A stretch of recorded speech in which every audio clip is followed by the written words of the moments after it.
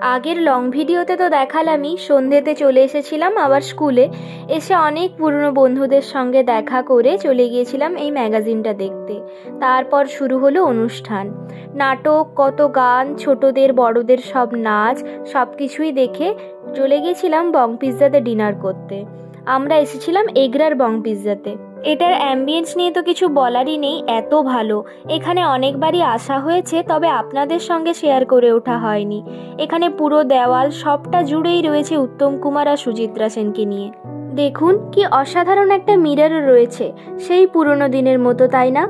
তো যাই হোক, এবার খাওয়া দাওয়ায় আসি। আমরা প্রথমেই অর্ডার করেছিলাম একটা পনির পিৎজা।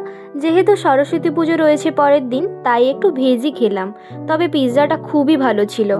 সঙ্গে একটা ড্রিঙ্কসও নিয়েছিলাম। আর আজকের ডিনারটা কমপ্লিট করলাম ব্রাউনি দিয়ে। এটা তো প্রাইস অনুযায়ী অসাধারণ ছিল। তো যাই হোক, সব কিছু নিয়েই আজ একটা বেশ ভালো দিন কাটলো।